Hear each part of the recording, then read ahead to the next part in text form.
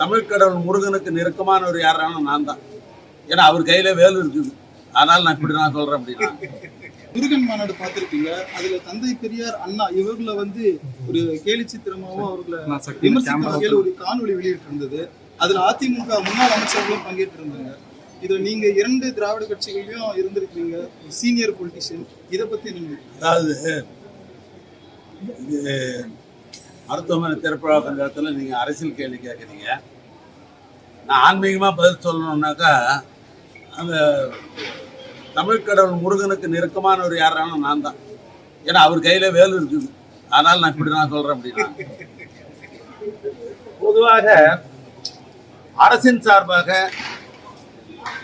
ஏறத்தாழ ஓராண்டு காலத்திற்கு முன்னால் அரசின் சார்பாக அறநிலைத்துறையின் சார்பாக முத்தமிழ் முருகன் மாநாடு என்று ஒரு சிறப்பான ஒரு மாநாடு பழனியிலே நடைபெற்றது.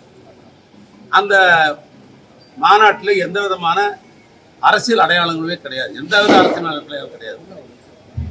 எல்லா அடிகளாரும் வந்தாங்க.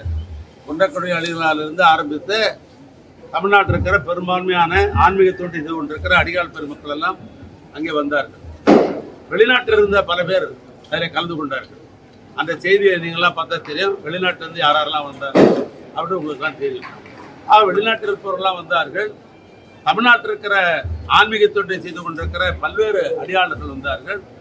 முருக பக்தர்கள் தமிழ்நாட்டில் இருக்கிற ஏறக்குறைய முருக பக்தர்கள், முருகனை நேசிப்பவர்கள், தமிழ் கடவுள் என்று உணர்பவர்கள் அத்தனை பேர் அந்த மாநாட்டில் கலந்து கொண்டார்கள். மாநாடு மிக சிறப்பாக அமைந்தது என்று பத்திரிகைகள் பாராட்டி எழுதினார்கள்.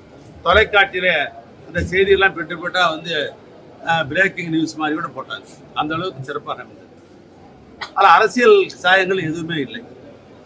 ஆனால் இப்பொழுது மதுரைக்கு பக்கத்தில் நடைபெற்ற அந்த முத்தமிழ் முருகன் மாநாடு என்பது அரசியல் உள்நோக்கம் கொண்டு அது நடத்தப்பட்டது. அரசியல் உள்நோக்கம் தான் அவருக்கு முழுமையாக அரசியல் நோக்கத்திற்காக தான் போடப்பட்டது. அவங்க போட்ட தீர்மானம் உங்களுக்கு தெரியும். அரசியல் நோக்கத்தோடு தான் போடப்பட்டிருக்கிறது. நாம் இந்துக்கள் எல்லாம் ஒன்றாக தேர்ந்து இதெல்லாம் தேர்தல் நேரத்தில் அது என்ன நம்ம வெளிப்படுத்தலாம் ஒரு தீர்மானம் போடுறாங்க. முருகன் மாநாட்டுக்கும் இந்துக்கும் தேர்தலுக்கு என்ன சம்பந்தம்? ஆக தேர்தலுக்காக சொல்லப்பட்டவர்கள் அவங்க எப்படி பேருஞ்சர் அண்ணாவையும் எங்களுடைய திராவிட இயக்கத்தினுடைய முதல் தலைமுறையாக இருக்கிற தந்தை பெரியாரை எப்படி ஏற்றுக்கொள்வார்கள்? அவருடைய நோக்கம் என்பதே முருகரை பற்றி வெளிப்படுத்துவதோ தமிழ்கடல் முருகன் பற்றி வெளிப்படுத்துவதோ அல்ல. அவர்களை பொறுத்த அளவுக்கு அந்தந்த மாநிலத்தில் ஏதாவது புகழ்பெற்ற கடவுள் இருக்கும் என்று சொன்னால் அந்த கடவுளை முன்னிறுத்தி தன்னுடைய அரசியலுடைய இருப்பிடத்தை காட்டிக் கொள்வதற்கு அதற்குத்தான் அந்த மாநாடை பயன்படுத்துவார்களுடைய. நீங்கள் உத்தரப்பிரதேச பக்கம் போனீங்கன்னு சொன்னாக்கா ராமர்னு சொல்லுவாங்க. நீங்கள் மும்பைக்கு போனீங்கன்னா விநாயகர்னு சொல்லுவாங்க. நீங்கள் வெஸ்ட் பெங்காலுக்கு போனாக்கா காளின்னு சொல்லுவாங்க.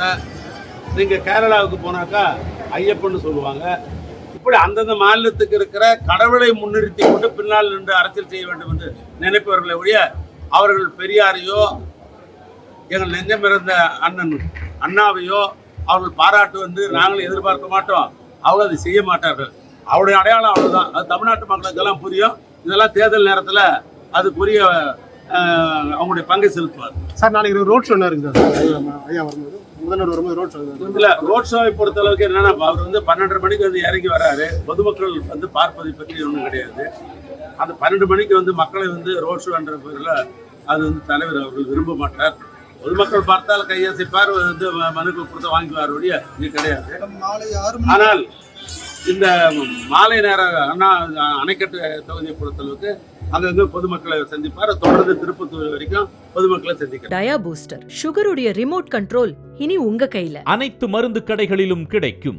செய்திகளை உடனுக்குடன் தெரிந்து கொள்ள கீழ்கண்ட கேபிள் மற்றும் டிடிஎச் நெட்வொர்க்குகளில் எம்நாடு செய்தி தொலைக்காட்சியை காணுங்கள். பாதகம் செய்பவரை கண்டால் நாம் பயம் கொள்ளலாகாது பாப்பா. மோதி முடித்துவிடு பாப்பா, அவர் முகத்தில் உமிழ்ந்துவிடு பாப்பா. அண்மை செய்திகளை உடனுக்குடன் தெரிந்து கொள்ள இணைந்திருங்கள் எம்நாடு தொலைக்காட்சியுடன்.